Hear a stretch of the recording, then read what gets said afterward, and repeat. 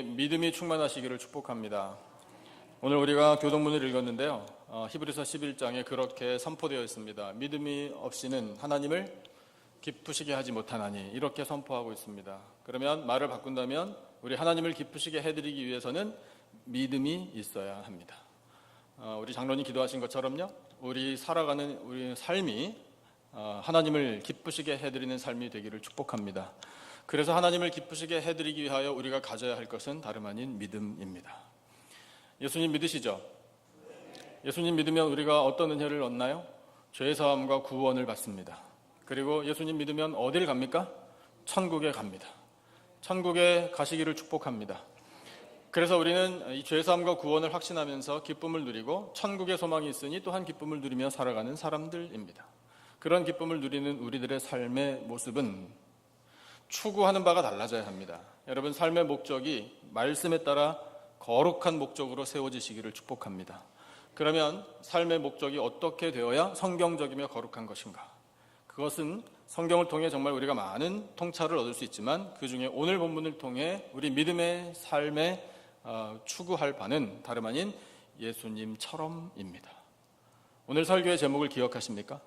한번 같이 말씀해 보실까요? 제가 먼저 가르쳐 드릴게요. 믿음으로 예수님처럼, 이거예요. 저를 따라서 다 같이 시작. 믿음으로 예수님처럼. 우리가 믿음을 가지고 살면 예수님을 닮아가게 되어 있습니다. 그리고 그것을 우리가 추구해야 합니다. 예수님을 닮아가는 삶. 그래서 예수님을 닮아가면 도대체 무엇을 어떻게 해야 할 것인가? 이것에 관한 대답을 오늘 말씀을 통해서 하나님이 가르쳐주고 계십니다. 그 첫 번째는 이것입니다. 우리가 믿음을 가지면 믿음으로 예수님처럼 시험을 이길 수 있습니다. 시험을 이길 수 있는 삶. 주신 본문 6절을 우리 같이 한번 다시 읽어보겠습니다. 6절 말씀 다 같이 한 목소리로 시작. 그러므로 너희가 이제 여러 가지 시험으로 말미암아 잠깐 근심하게 되지 않을 수 없으나 오히려 크게 기뻐하는도다. 아멘. 이 구절에서 말씀하시는 시험이란 것은 사탄이 우리를 유혹하는 것이 아닙니다. 이건 하나님께서 우리를 훈련하시는 연단의 과정을 말합니다. 영어 성경을 가지신 분들은 아마 trial이라고 번역이 되어 있을 것입니다. 힘든 시간을 말합니다.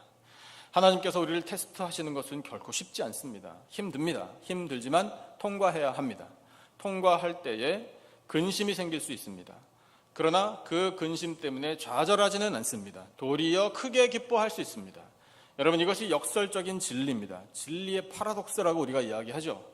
아니, 어떻게 테스트이며 힘든 시간인데 기뻐하나? 여러분, 그것이 바로 믿음의 비결이라니까요. 그런데 우리가 그것을 우리 힘으로 하는 것이 아니라 예수님처럼 닮아감으로 가능하다라는 것이 하나님의 말씀입니다. 여러분, 예수님께서 그러면은 우리의 이 믿음의 삶의 모범이 되어주신다는 것을 알게 되는데, 그럼 어떤 면의 모범이 되어주시나? 여러분, 예수님도 연단을 당하셨습니다. 예수님도 시험을 당하셨고요. 그러니까 갖가지 시험을 예수님도 다 당하셨어요. 당하신 목적이 뭐겠습니까? 우리의 모델이 되어주시기 위함이에요. 이와 같은 일들이 있을 것이다. 아니, 있다. 겪게 됐는데 겪을 때마다 나 예수를 보라. 이 예수님께서 시험을 이겨내신 방법대로 우리가 이겨낼 수 있다라는 것을 말씀하시는 겁니다. 그런데 그 중에 예수님이 당하셨던 연단들이 있습니다. 그 연단을 복음서에서 좀 찾아보니까 이와 같은 일들이 있음을 발견할 수 있는데, 요한복음 11장을 보면 나사로가 죽었을 때 예수님께서 그 집에 찾아가셨습니다. 마르다 먼저 만나주시고 그 다음에 마리아를 또한 만나주셨어요. 그런데 마리아를 만나셨을 때에 예수님의 마음의 표현을 이렇게 말씀하고 있습니다. 예수께서 그가 우는 것과 또 함께 온 유대인들이 우는 것을 보시고 심령에 비통히 여기시고 불쌍히 여기사. 인간들이 질병으로 인해 고통당하고 죽어가는 사람 때문에 슬퍼하고 또 죽음 앞에서 고통당하고 슬퍼하는 그와 같은 모습 앞에서 예수님도 심령의 비통히 여기시고 불쌍히 여겨주셨습니다. 여러분, 이것이 예수님께서 겪으신 연단의 과정입니다. 함께 아파해 주시는 것.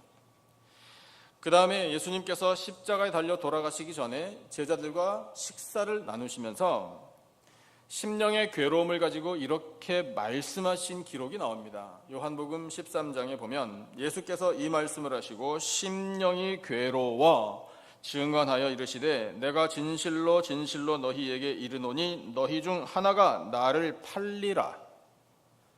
예수님은 가룟 유다가 예수님을 배반하고 돈 받고 팔아 넘길 것을 잘 알고 계셨습니다. 제자로부터 배반당하는 일을 예수님은 받으셨습니다. 여러분, 그것이 예수님께서 겪으신 연단입니다. 배반당하는 일, 그리고 그것 때문에 심령이 괴로워서 말씀을 하시는 일, 이것이 예수님께서 당하셨던 연단입니다. 예수님 십자가 죽음을 바로 앞에 두고 겟세마네 동산에서 기도하실 때에는 제자들에게 그 괴로움이 훨씬 더 심해졌음을 이렇게 표현하고 계십니다. 마태복음 26장을 보면 이에 말씀하시되 내 마음이 매우 고민하여 죽게 되었으니 너희는 여기 머물러 나와 함께 깨어 있으라, 이렇게 말씀하셨습니다. 제가 설교 때 자주 그 말씀을 드려서 여러분 이미 알고 계시겠지만 우리 죽겠다라는 표현 이제 그만하자고 말씀드렸잖아요. 그런데 예수님께서도 사실은 한 번은 이렇게 야 내가 죽겠다라고 제자들에게 그냥 솔직하게 인간적으로 말씀하신 일이 있습니다. 뭐 그렇다고 해서 그러면 우리도 죽겠다라고 이야기해도 되겠네요. 그런 건 아닙니다. 여러분, 예수님이요 십자가 죽음을 정말 죽겠다라고 생각하실 만큼 힘들어 하셨다고요. 여러분, 예수님이 뭐 십자가 그렇게 힘들까? 예수님은 얼마든지 십자가 그 정도쯤이야? 아닙니다. 결코 그렇지 않아요. 여러분, 예수님께서도 고민이 되셨다고 말씀하셨고 그 고민 때문에 내가 죽겠다라고 표현하실 만큼 연단을 받으신 겁니다.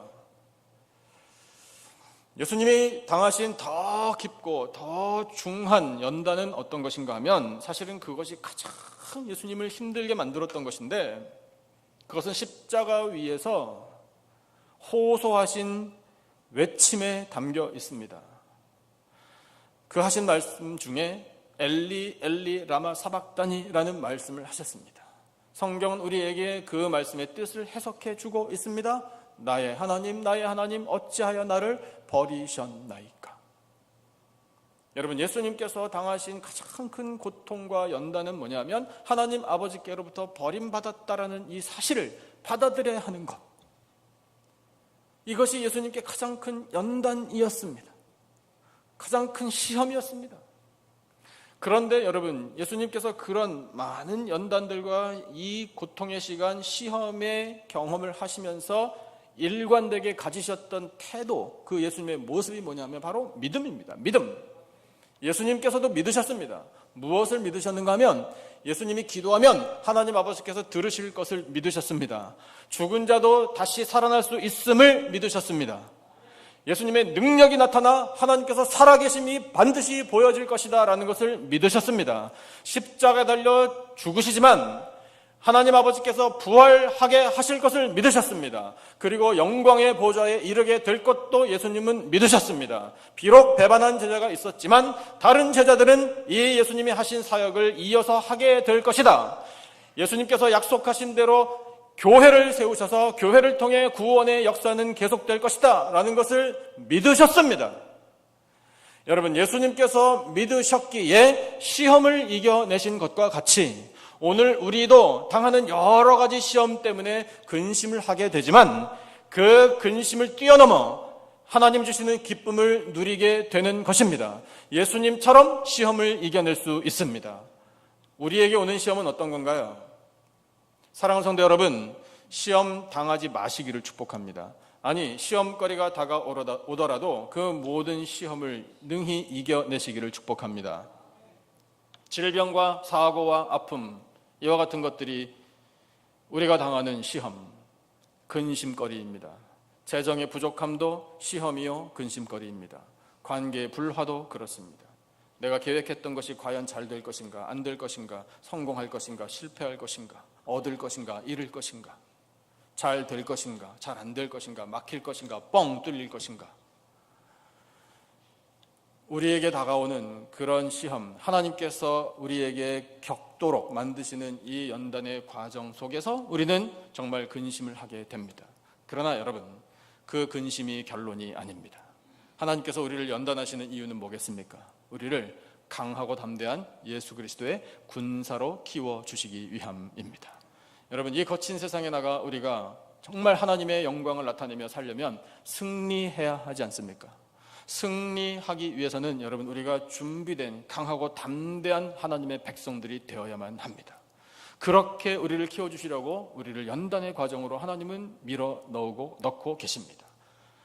하지만 여러분, 우리는 근심할 필요가 없습니다. 우리는 오히려 크게 기뻐할 수 있습니다. 왜냐하면 우리에게는 우리가 믿는 예수님께서 함께 계시기 때문입니다. 믿음으로 예수님처럼 시험을 이겨내고 하나님의 영광을 나타내는 우리 모두가 되기를 예수님의 이름으로 축복합니다.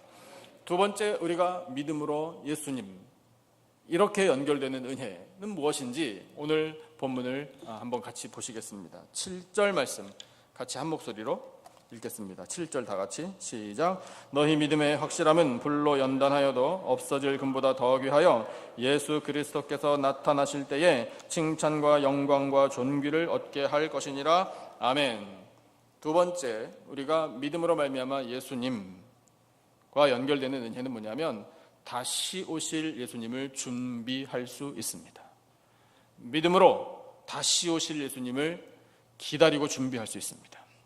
여러분, 예수님 반드시 세상에 다시 오실 줄로 믿습니다. 예수님 세상에 다시 오시면 우리 인류의 역사는 끝납니다. 여러분, 예수님 다시 오시면 그 다음에는 기회 없습니다. 그때까지입니다. 그때까지 우리가 어떻게 살았느냐로 우리는 평가를 받습니다. 심판대에 서야 합니다. 우리 예수님 다시 오시는데 잠깐만요, 예수님, hold. 예수님 오시는 것을 우리가 막을 수는 없어요. 다시 한번 기회를 주십시오. 아닙니다. 그때는 다시 한번 기회 없어요. 그러니까 여러분, 예수님 다시 오시기 전에 우리 정말 말씀대로 살아야 돼요. 마태복음 25장을 보면 세 가지 비유의 말씀이 나옵니다. 그 세 가지 비유가 공통적으로 가지고 있는 예수님의 교훈은 뭐냐면 마지막 때에 이렇다. 그러므로 준비하라. 첫 번째 이야기는 어떤 이야기인가요? 열 처녀에 관한 이야기입니다. 열 처녀가 왜 등장하는가 하면 신랑이 올 것이기 때문에 등장합니다. 결혼식에 참여하기 위한 사람들입니다. 영적으로 해석이 됩니다. 오실 신랑은 예수님을 의미하는 것을 우리가 이해합니다. 그리고 열 처녀, 이 사람들은 결국 우리를 말씀하시는 것을 또한 이해합니다. 혼인잔치, 이것이 요한계시록에 어린 양의 혼인잔치로 다시금 우리에게 비전을 주시기 때문에 예수님 다시 오시면 혼인잔치에 참여할 수 있는 특권을 우리 믿는 사람들에게 주시겠구나, 이것을 알게 됩니다. 그런데 그 10명의 처녀들이 두 부류로 나눠지죠. 그 중에 슬기로운 처녀들을 우리가 기억해 보십시다. 우리도 그렇게 살아야 함을 예수님께서 말씀하셨으니까요. 그들이 등불을 준비했습니다. 등불과 함께 무엇을 준비했습니까? 기름을 준비했습니다. 기름을 준비한 이유는 뭡니까? 언제 신랑이 올지 모르기 때문에 등불 꺼뜨려뜨리지 않기 위해서 계속해서 등불을 밝히기 위하여 충분한 양의 기름을 준비한 겁니다. 다 영적인 의미가 있습니다. 등불은 말씀을 의미한다라는 것을 깨닫고 기름은 우리의 기도를 의미한다라는 것을 또한 깨닫습니다. 그래서 여러분, 이 말씀을 붙들고 우리 그리스도의 신부인 교회의 신랑으로 오실 예수 그리스도를 고대하면서 준비하며 살 것을 말씀하시는 것 우리가 이해합니다. 그럴 때 여러분, 우리에게 필요한 것이 말씀과 기도라, 이렇게 가르쳐 주시니 여러분, 그 말씀을 믿어야 하지 않겠습니까? 믿음으로 다시 오실 우리의 신랑 되신 예수 그리스도, 그분이 오셨을 때에 혼인잔치에 참여하여 오늘 주신 말씀처럼요, 칭찬과 영광과 존귀를 얻을 수 있는 사람들이 되려면 바로 그 다시 오실 예수 그리스도 신랑을 기대하면서 말씀과 기도로 준비해야 된다는 거예요. 두 번째 이야기는 뭡니까? 달란트를 받은 종들의 이야기입니다. 잘 아시죠, 여러분? 달란트 받은 종들의 비유의 말씀. 5달란트와 2달란트 받았던 종들, 그 종들이 주인이 돌아왔을 때 칭찬과 영광과 존귀를 받았습니다. 주인이 뭐라고 선포를 했는가 하면 그 칭찬 말씀이 이렇습니다. 그 주인이 이르되 잘하였도다 착하고 충성된 종아, 내가 적은 일에 충성하였음에 내가 많은 것을 내게 맡기리니 내 주인의 즐거움에 참여할지어다, 이렇게 선포해 줬습니다.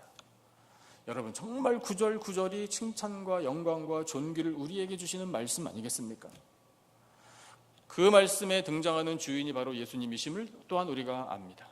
그리고 달란트 받았던 종들이 우리 한 사람 한 사람임을 깨달아 알게 됩니다. 여러분, 적든지 많든지 간에 우리의 주인이신 예수님께서 우리에게 맡겨주신 것이 있습니다. 달란트라고 표현된 것, 주인의 소유라고 처음에 말씀하셨어요. 주인의 소유를 우리에게 나눠주셔서 우리가 세상 사는 동안에 다시 오실 주인, 그분이 오셨을 때에 칭찬과 영광과 존귀를 얻을 수 있도록 오늘 충성스럽게 살라라는 교훈을 그 말씀을 통해서 얻게 됩니다. 그런데 여러분, 그 5달란트와 2달란트 받았던 종들이 어떻게 했는지 공통점이 또 나옵니다. 말씀에 이렇게 기록되어 있어요. 5달란트 받은 자는 바로 가서, 이 말씀을 주목해야 돼요. 바로 가서 그것으로 장사하여 또 5달란트를 남기고 2달란트 받은 자도 그같이 하여, 즉 바로 가서 또 2달란트를 남겼으되, 이겁니다. 여러분, 이들에게 믿음이 있었던 겁니다. 어떤 믿음인가 하면, 주인의 소유를 맡기고 주인이 떠나셨는데 주인은 반드시 다시 오신다라는 믿음이 있었던 거예요. 반드시 다시 오셔서 우리가 주인의 소유 맡은 걸 가지고 어떻게 살았는지를 반드시 회개하실 것이다, 셈하실 것이다, 판단하실 것이다, 그걸 믿었던 거예요. 에이, 주인이 다시 올지 안 올지 그걸 어떻게 아냐, 이렇게 생각하지 않은 거예요. 바로 갔다라는 이 말씀이 중요한 겁니다. 그러면 여러분, 이 말씀을 오늘 우리에게 적용해 본다면 이런 겁니다. 여러분, 하나님 말씀 우리가 듣습니다. 이 말씀대로 살기로 결단해야 합니다. 언제 결단해야 합니까? 바로 지금. 예배 끝나고 밥 먹고 소화된 다음에 커피 한잔 하고 나서 생각 좀 해보고, 내일부터, 오늘은 주일이니까 일단 쉬고 내일부터 생각해 보고 한번 그렇게 살지 말지. 아닙니다. 여러분, 우리에게 게으름이 없어야 돼요. 우리는 바로 결단해야 돼요. 바로 결단하고 바로 실행에 옮겨야 돼요. 우리의 주인이신 예수님이 언제 오실지 모릅니다. 그래서 우리는 매일의 긴장감 속에서 사실은 살아야 돼요. 그렇다고 긴장하면서 덜덜덜 떨면서 살자는 게 아닙니다. 여러분, 맡겨주셨잖아요. 맡겨주셨으니 우리 사실 마음껏 할 수 있어요. 엄청나게 큰 거예요.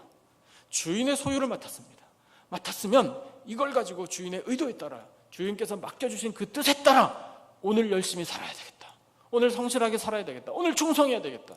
여러분, 그런 믿음을 가지고 살 때에 다시 오실 예수님을 고대하며 준비하며 살아갈 수 있는 겁니다.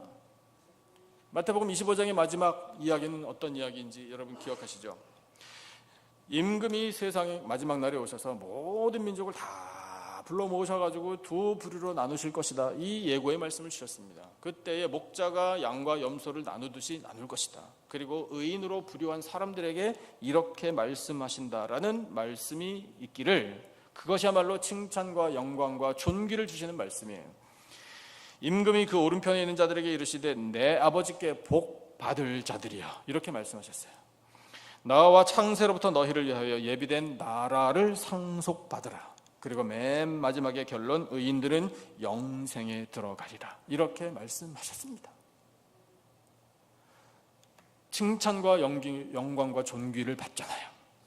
그러면 그렇게 의인으로 분류된 사람들, 도대체 무엇을 보시고 그렇게 분류하시고 그렇게 칭찬해 주시고 영광과 존귀를 주셨는가? 이것을 우리가 깨닫는 것이 오늘의 삶에 적용되어야 할 일 아니겠습니까?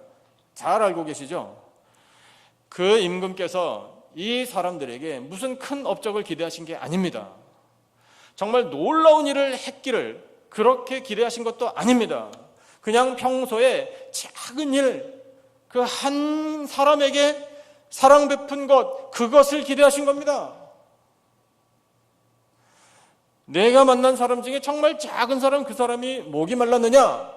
그 사람에게 냉수 한 그릇 떠줬느냐? 그 사람의 필요를 네가 보았을 때 그 필요를 조금이라도 도우려고 내가 사랑을 베풀었느냐, 이걸 보신 거라고요. 평소에 어떻게 살았는지를 보신 거예요. 그러니까 여러분, 우리가 믿음을 가지고 그 마지막 날 다시 오실 예수님, 우리의 임금이요 주인이신 그분께서 오셨을 때 우리를 어떻게 보실까를 바로 오늘 준비하면서 살아야 된다는 거예요. 여러분, 내일로 미룰 일이 따로 있습니다. 내일로 미룰 일은 염려입니다. 예수님께서 말씀하셨죠. 내일 일은 내일이 염려하게 다 넘겨. 그리고 오늘 하는 일에 충성을 다하고 오늘 주어진 일에 최선을 다해. 오늘도 수고해야 되잖아. 이렇게 말씀하신 거예요. 그래서 히브리서를 통해 하나님께서 우리에게 말씀하시기를 오직 오늘이라 일컫는 동안에 매일 피차 권면하여 너희 중에 누구든지 죄의 유혹으로 완고하게 되지 않도록 하라. 오직 오늘이라 일컫는 동안에, 오늘이라는 기회 속에서 바로 지금 이 시간, 이 때에 결단하고 말씀대로 행하고 다시 오실 예수님을 고대하고 준비하라. 이것이 바로 오늘 우리에게 믿음을 촉구하시는 하나님의 마음입니다. 여러분, 믿음을 가지십시다. 그리고 믿음을 구하십시다. 믿음을 가져 이 믿음으로 다시 오실 예수님을 고대하며 준비하며 살아가는 그런 우리들의 삶이 되기를 축복합니다. 그러면 여러분, 다시 오신 예수님께서 우리를 바라보실 때 칭찬해 주시고 그 영광에 동참시켜 주시고 우리를 존귀한 천국 백성으로 삼아 주실 줄로 믿습니다. 믿음으로 이제 우리 예수님 어떻게 연결되는지 말씀을 한번 같이 보시죠. 8절과 9절 두 절 말씀 같이 한번 보겠습니다. 8절과 9절 두 절 말씀 우리 다 같이 한 목소리로 시작. 예수를 너희가 보지 못하였으나 사랑하는도다. 이제도 보지 못하나 믿고 말할 수 없는 영광스러운 즐거움으로 기뻐하니 믿음의 결국 곧 영혼의 구원을 받음이라. 아멘. 말씀 그대로입니다. 우리는 예수님의 얼굴을 뵌 적이 없습니다. 그런데도 예수님을 믿고 삽니다. 여러분, 이 믿음은 선물입니다. 만나보지도 못한 예수님을 믿게 된 것이 복입니다. 여러분, 예수님이 우리의 죄를 대신해서 십자가에 달려 돌아가셨고 부활하셨다는 사실이 믿어지십니까? 그 믿어지는 게 바로 성령께서 우리 안에 역사하셔서 우리의 마음과 생각 주장해 주시고 우리 영의 눈을 띄워주셔서, 그래서 우리가 예수님을 만나지도 못했지만 믿게 된 겁니다. 다 하나님의 은혜예요. 여러분, 우리에게 믿음을 선물로 주신 하나님 은혜 앞에 감사 찬양하시기를 축복합니다. 우리 찬양대 오늘 찬양했잖아요. 내 마음속에 누가 계셔요? 내 마음속에 우리 주 예수 그리스도께서 항상 살아 계십니다. 이 얼굴도 우리가 못 본 예수님을 믿게 되었을 뿐만 아니라 말씀을 보니까 사랑하는도다, 사랑하라 이렇게 말씀하신 게 아니라 사랑하는도다. 너희가 예수님 만나보지도 못했지만 사랑하는도다. 그러면 이 말씀, 여러분, 이 말씀 앞에 서서 우리 심령을 비춰봐야 하겠죠. 예수님 사랑하십니까? 우리가 예수님을 사랑한다라고 인정해 주시니 참 감사할 뿐입니다. 부족한데, 그리고 아무리 돌이켜봐도 예수님을 그렇게 사랑하지 못한 것 같은데 하나님은 말씀으로 우리가 예수님을 사랑한다고 이렇게 말씀해 주시니 정말 몸둘 바를 모르겠어요. 여러분, 그것이 우리 하나님 아버지의 넓으신 사랑이에요. 성도 여러분, 여러분 주변에요, 사랑하시는 사람들이 많으시기를 축복합니다. 우리 함께 예배 드리고 있는 그 오른쪽 왼쪽에 계신 분 얼굴을 한번 보시겠어요? 그분이 사랑스러우십니까? 그분이 나를 사랑한다고 믿으십니까? 그러면 인사를 좀 한번 하시죠. 저 사랑해 주셔서 고맙습니다. 이렇게요.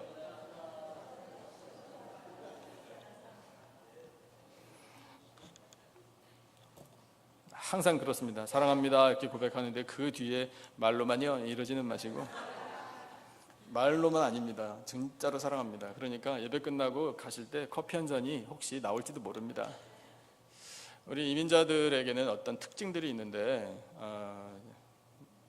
여러분 앞에서 제가 감히 이민자로 살아왔습니다라고 말씀드릴 만한 그런 주제는 못 되지만 저는 뭐 이민 연조가 정말 짧아서. 그런데 이민자로 살다 보니까 느껴지는 것이 좀 있더라고요. 이민자들에게는 어려움이, 우리 공통적으로 갖고 있는 어려움이 있는데 그 어려움 중에 한 가지가 외로움인 것 같아요. 기본적인 상황이 외로운 상황입니다. 저 개인의 삶을 생각해 보더라도요, 저희는 저희 가족밖에 없습니다. 여기 저처럼 그냥 홀로 이렇게 핵가족으로 여기 사시는 우리 이민자분들 많이 계시잖아요. 외로울 만한 상황이에요. 뭐 인척이 있다고 하더라도 저기 동부에 있으니까, 동부는 외국 같아요. 한번 뭐 만날 수가 있어야 말이죠. 그래서 여기서 외롭게 살아가기 때문에 이 외로움을 극복하려면 방법이 뭐겠는가, 인간적으로 생각해 보니까 그저 애를 많이 낳는 게 최고더라고요. 저는 매일 기도합니다. 여러분, 성도님 여러분께서 적어주신 기도 제목 가지고 정말 최선을 다해서 기도해요. 기도의 응답이 또 이렇게 하나님께서 은혜로 주셔서 응답이 이루어지고 있음도 저는 또 느끼게 됩니다. 그런데 우리 성도님들을 위해서 기도 쫙 하고 맨 마지막에 하루도 안 빼놓고 하는 기도가 있어요. 하나님, 저는 미니멈 9명의 손주를 키우고 싶습니다. 그래서 저는 숫자를 항상 기억하고 기도하거든요. 자, 제가 꿈꾸는 미래가 있습니다. 저와 아내가 있죠. 자, 그래서 3대가 일단 다 생존한다라는 것을 전제하고 저와 아내 있고, 그다음에 애들 셋 있고, 걔네들 배우자들 이렇게 있어요. 그러면 토탈 8명이에요. 플러스 9명의 손주. 그러면 토탈 몇 명입니까? 17명. 계산 딱 나오죠. 제가 원하는 게 뭐냐면, 하나님 언젠가는 우리 17명, 미니멈 17명 모든 가족이 한 자리에 다 모여가지고 기타 치고 피아노 치고 노래 부르면서 찬양하고 예배 함께 드리고 말씀 같이 나누고 헌금도 적겠지만 하여튼 걷어가지고 선교지로 보내고 맛있는 거 해먹고 우리 넓은 마당에서 바베큐도 해먹고 우리 가정이, 우리 가문이 좀 그렇게 될 날이 꼭 왔으면 좋겠습니다라고 기도하고 있습니다. 몇몇 분들의 표정이, 아이고 목사님 살아보십시오, 그게 마음대로 되나? 제 마음대로 되는 건 아니죠. 하나님께서 그래도 원하시면 정말 1년에 한 번이라도 그런 일이 좀 생겼으면 하고 기도하고 있습니다. 사랑하는 성도 여러분, 여러분의 가문에도 그런 풍성함의 기쁨이 충만하시기를 축복합니다. 아브라함에게 그런 복을 내리셨는데, 아브라함에게는 정말 하나님께서 통 크게 쏘셨잖아요. 야, 네 후손들을 세고 싶으냐? 차라리 바닷가에 가서 모래 세는 게 더 빠르다. 하늘에 별이 얼마나 떠 있는지 그거 세는 게 더 빠를 거다. 말씀하시자면 이런 거예요. 아이고, 아브라함에게 그런 복을 내주셨는데 뭐 우리 가족이라고 안 될 이유가 없잖아요. 그렇게 기도하는 거예요. 그래서 외로움을 그렇게 좀 이겨볼 수도 있지 않을까, 이런 생각을 해보는데, 그럼에도 불구하고 우리는 살면서 이 외로움을 자주 타기 때문에 사랑받고 싶어 합니다. 사랑받고 싶어 하는 이 마음이 참 어린애 같아요. 훅 불면 날아갈 것 같아요. 너무 연약해요. 그래서 그 기대가 충족되지 않으면 아파해요. 상처받았다 그래요. 다시 보나봐라. 말을 반대로 하잖아요. 계속 보고 싶은데 다시는 안 보겠다고. 그래요. 삐져요. 말도 안 해요. 밥도 같이 안 먹어요. 전화도 안 받아요. 메시지 보내도 답장도 안 보내요. 내가 답장 하나 봐라. 예. 근데 정말로 그래가지고 메시지 안 오면 어쩌 이것 봐라. 예, 이런다고요 또. 이 외로움이 병이에요, 병. 인간의 심리를 표현한 단어가 있잖아요. 애정결핍이라고요. 그래서 일탈 행동도 해요. 나 안 사랑해 주니까. 그런데 여러분, 그래서 교회가 있는 거 아니겠습니까? 우리 교회 공동체 안에 사랑이 넘쳐나면 우리 정말 하나님의 사람들로부터 사랑을 받고 주고, 그래서 그 사랑에 열매를 맺어가고 기쁨을 누릴 수 있습니다. 그러므로 교회가 감사한 거예요. 그런데 여러분, 우리 그런 인간들로부터, 주변의 사람들로부터 받는 그 사랑을 기대하기 전에 이미 우리는 누리고 있고 더 풍성히 누릴 수 있는 사랑이 있답니다. 우리 하나님 아버지의 사랑. 하나님 아버지의 그 사랑은 여러분 업앤다운이 없어요. 이랬다 저랬다 이런 게 없어요. 팥죽 끓듯이 뜨거웠다 차가웠다 변덕 이런 거 없다고요. 하나님의 사랑에는요. 하나님의 사랑은 그냥 꾸준해요. 한결같아요. 변함이 없어요. 독생자 예수 그리스도를 통해 우리에게 주신 십자가 보혈의 사랑은 그런 것이 없습니다. 한결같이 흐르는 사랑이에요. 여러분, 하나님께서 그렇게 우리를 사랑해 주셨다라는 이 사실로 말미암아 힘을 얻으시고 세상에서 힘차게 승리하며 사시기를 축복합니다. 하나님이 날 사랑하는데 누가? 하나님이 사랑하는데 어떤 상황이 나를 넘어뜨리려? 여러분, 하나님 아버지께서 늘 우리를 지켜주시고 사랑하고 감싸주고 계심을 기억하시고 믿으시기를 축복합니다. 믿음에서 오는 거예요. 그렇지. 누가 뭐래도 내 아버지 하나님은, 나의 주 예수 그리스도께서는, 나를 인도하시고 보호하시는 보혜사 성령님은 변치 않는 사랑으로 나를 받아주시지, 나를 붙들어 주시지. 그 믿음으로 말미암아 우리가 예수님을 사랑하며 살 수 있는 거예요. 예수님 부활하신 다음에 요한복음 21장에 보면 갈릴리 호수로 가셨잖아요. 가실 때 예수님의 마음이 어떠셨는지 제가 한번 여쭤봤어요. 기도를 통해서. 예수님 그때 마음이 어떠셨습니까? 그랬더니 예수님이 이렇게 말씀하시는 것 같더라고요. 엄청 열받았었지. 이렇게요. 왜요? 왜? 예수님 십자가에 달려 돌아가실 때 그 예수님 쓸쓸하게 돌아가시도록 제자들 다 도망가 버렸어요. 맨 막내 요한만 남았고요. 요한이요, 예수님 엄청 사랑해가지고 다른 제자들 다 도망가도 나는 예수님 곁을 지키리라. 그거 아닌 것 같아요. 제가 보기엔요. 요한이 제일 막내였거든요. 그러면 우리 남자들은 알아요. 형들이요, 막내 요한한테 눈치 준 거예요. 너 가만히 있어 여기. 이러고 자기들은 도망간 거예요. 그러니까 형들이 그러니까 뭐 어떻게 말도 못하겠고 억지로 있었을 것 같아요. 나중에 천국 가서 물어보자고요. 그런데 그렇게 배반하고 또 도망가 버린 제자들입니다. 뭐가 이뻐가지고 예수님 찾아갑니까? 불러다 놓고요, 예수님께서 정말 엄청나게 책망하셔도 시원치 않아요. 그런데 예수님은 찾아가셨어요. 그냥 찾아가신 것뿐만 아니라 물고기를 153마리나 잡게 해주셨습니다. 그물이 찢어질 정도로요. 그리고 함께 식사 나눠주시고 시몬 베드로 만나셔서 네가 나를 사랑하느냐? 3번이나 물으셨어요. 그 말씀의 뜻이 뭐예요? 나 너 사랑해. 너로부터 그 말을 좀 듣고 싶어. 사랑한다는 그 말. 그래서 관계를 회복시켜 주시고요. 그 사랑 때문에 삶을 바칠 수 있도록 예수님께서 변함없는 사랑으로 찾아와 주셨지 않습니까? 여러분, 그 사랑이 바로 오늘 우리에게도 임하는 줄로 믿습니다. 그러니까 의심 없이 믿어야 되는 거예요.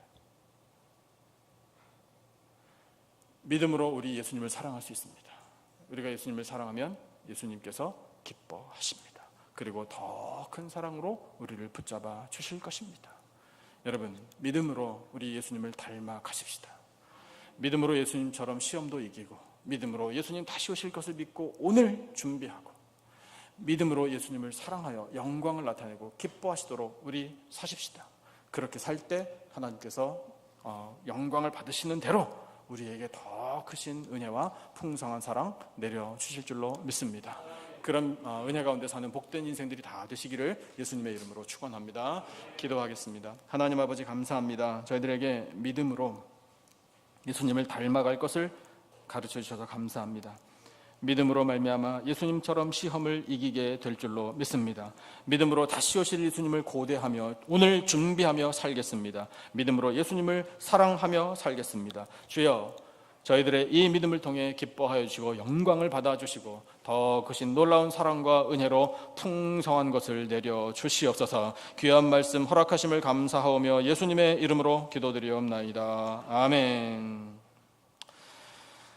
예수